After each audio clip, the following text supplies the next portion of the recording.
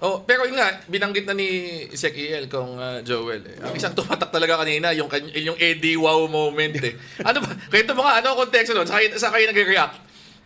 Hindi, kasi yung SALN ako yung unang nagtanong. So natanong ko yung ombudsman. So yung SALN na sinubmit, no? From 2007 to 2024. So nung 2007 hanggang 2018, merong cash and cash deposit, Cash on hand. tsaka cash on bank doon sa na dineclare. Okay. Diba? Come 2019 hanggang 2024, not a single centavo. Zero. Zero. Kaya nga nung tinanong ko, kahit ba 5, wala.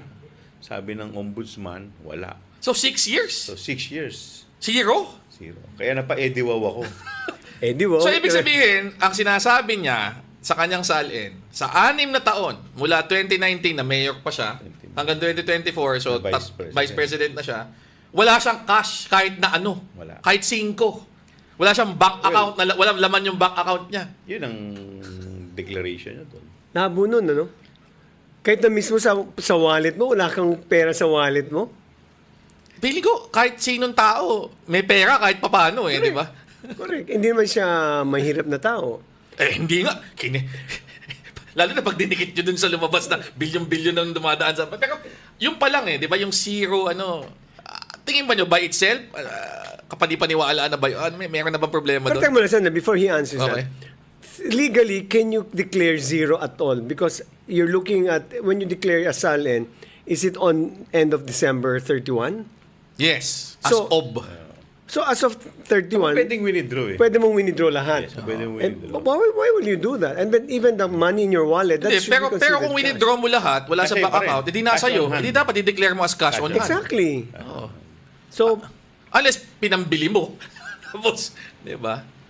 Labo naman nun. Kaya lang, ang problema, nung sumunod na yung AMLAC, Oo. biglang lahat shock na talaga.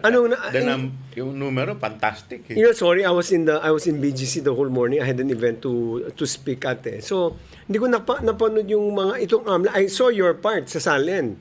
Pero the one, kasi nag-replay ako, napanood ko. Pero ano nangyari sa AMLAC? So, nung nandun doon, nag-testify yung executive director, no, si Attorney Buenaventura. So, kasi yung cash inflow tsaka yung outflow, 'di ba? Yung totality ng inflow tsaka outflow parang nasa 6.7 B. So, doon sa For a period of how long? Number of years. Not just 1 year. Hindi. Hindi. Numerous years, various Oh, years. numerous, okay. Numerous. Tapos yung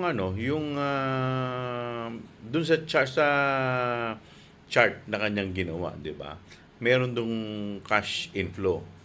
So parang lumalabas sa inflow parang 4 point something billion. Wow. Inflow to. Inflow. Tapos yung Okay. outflow 1 point something. Okay. Okay, pero ito ito yung hindi ito yung bank account. This is not the bank account. Ito yung covered transaction at saka suspicious transaction. Okay. Kasi po pwedeng hindi kasi like for example, pag below 500,000, Hindi na yun. so hindi ka covered. Hindi ka covered. So, Hindi ka report. Hindi re-report. So it could have been much bigger, Oo. 'di ba? Kung kasama yung mga below Kasi kung 500. 200, 300, 300. Right. Hindi Pero kasama. tsaka ito combined naman nila. Oo. Combined. But even so. If you're anything above 500,000 under the law is supposed to Is be called- mandatorily is reported. covered Yes, transaction. covered Ah. transaction. Now, a suspicious transaction in the eyes of the law and in the eyes of the bank is if it is an amount not done in the regular course of the business of that particular client. Let's say, Tama. if I am a hardware, may inflow yan, may hardware, maraming bumibili, I can sometimes deposit 700,000 at kung regular na 700 to 1 million, the bank will say, this is not a suspicious transaction. Di ba? It's when they decide, ano itong so odd na biglang may malaking pumasok, then they will consider it a suspicious transaction and they report it to the AMLA. Or Di ba? like for example, nagbenta ka ng bahay. Right. Tapos sasabihin mo yung deed of sale. Right, Diba? So justified. Bakit ka Right. biglang nagkaroon ng malaking pera? Correct. Diba? So, hindi yung if you can justify, But the fact na ito ay pumasok sa covert transaction tsaka suspicious transaction, Yeah. so medyo... At saka sila, tinanong din sila kayo ba yung nag-investigate niyan? Sabi nila hindi. Nireport ito ng bank. Oo. Kasi Correct. It's a required bank. yung bank to yes, report. yes. So, pero how does that tally with zero cash in hand? Yun nga. Yun na nga Yun ang question eh. So yun ang medyo hindi nagtutugma. Correct. Tapos to be clear, yung SALN is executed under oath, di ba? Ito ay executed under oath eh. Dapat nga yan, full and complete declaration ng lahat ng iyong mga assets, liabilities, net worth, business Actually, interests. tatlo ang hindi nagtutugma. Pati yung sa SEC. SEC. Ito yung SEC, business income. Business income. Pakipaliwanag nga kung paano yan.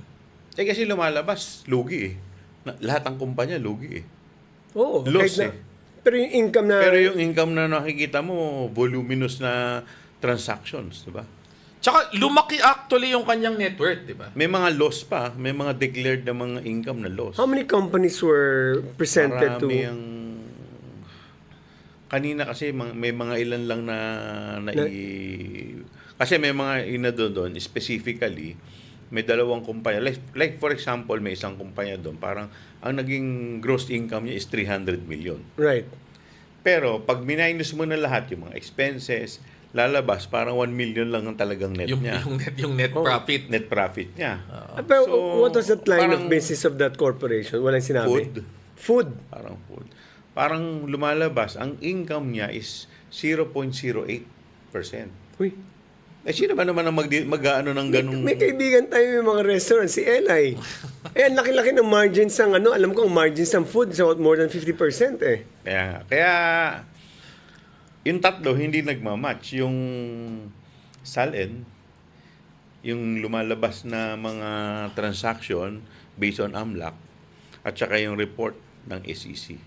Hindi, tsaka ito nga ayon, ang pagkakaintindi ko doon sa pumasok nga ng mga information about SALN kanina, 2007, ang kanyang declared net worth, 7.2 million. Okay. Okay.